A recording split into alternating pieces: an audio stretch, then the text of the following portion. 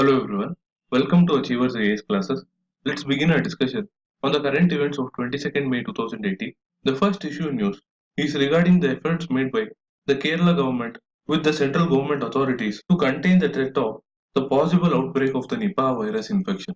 Nipah virus is a paramyxovirus that was first identified in Malaysia in 1998. The primary mode of transmission of the Nipah virus is the human consumption of bad contaminated fruits and subsequently from person to person transmission.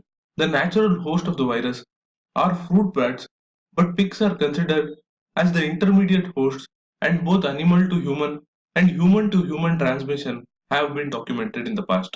The virus is said to be highly contagious and has already claimed 4 lives in Kerala due to this infection. For further details on this issue, please go back and watch yesterday's news analysis video.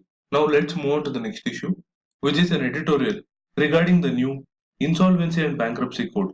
It is in news because Tata Steel recently acquired 73% stake in the bankrupt company Bhushan Steel, making it the first major resolution under the new Insolvency and Bankruptcy Code. This was one of the 12 major accounts referred to the National Company Law Tribunal by the RBI to ease the burden of bad loans on banks. While it may be unwise to read too much into settling of a single case, the Bhushan Steel resolution is an encouraging sign for banks, and the Finance Ministry expects the bank to recover more than 1 lakh crore rupees from the resolution of other cases referred by the RBI to the National Company Law Tribunal. If the banks recover funds of this scale, it would considerably reduce the burden on taxpayers who would otherwise have to foot the bill of any recapitalization of banks, as well as free valuable assets which can be used for wealth creation. However, there are many challenges associated with the bankruptcy resolution process, like the proposed eligibility criteria for bidders and the strict time limit for the resolution process, which have to be looked into in order to balance the twin objectives of speedy resolution and maximizing recovery for the lenders.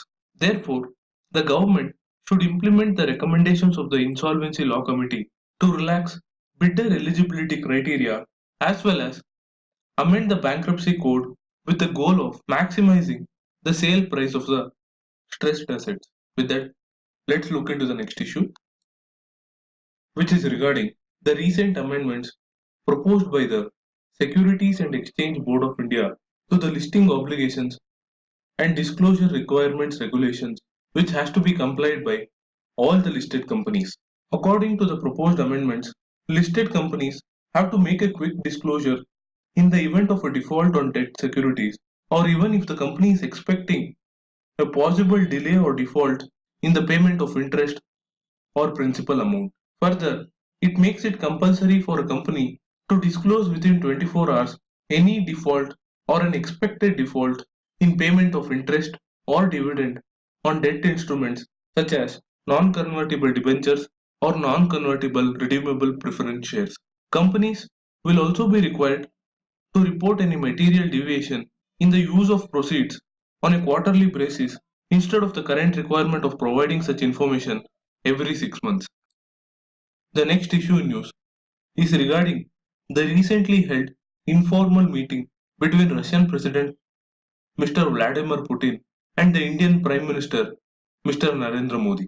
The two leaders discussed the whole spectrum of issues ranging from strategic partnership to the steady growth of trade turnover between the two countries.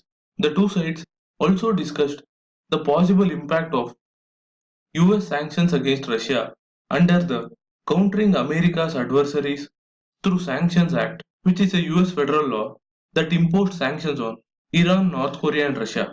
Further, it includes sanctions against countries that engage in significant transactions with Russia's defense and intelligence sectors. In this regard, India could face US sanctions for purchasing high value military defense items like the state of the art S-400 Triumph missile defense system from Russia under this act. The Indian government has already asserted that it is not going to allow its defense engagement with Russia to be dictated by any other country, but we have to wait and watch the impact of the proposed legislation on defense ties between India and Russia. The final issue in news today is regarding the INSV Tarini.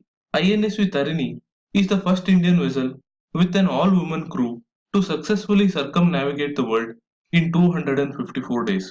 The expedition, named as the Navika Sagar Parikrama, began on September 10 last year and covered 22,000 nautical miles. The crew also collated and updated meteorological, ocean and wave data to help accurate weather forecasts by the Indian Meteorological Department. With that, I wrap up today's news analysis. Do share this content if you like it. Thank you for watching. Have a nice day.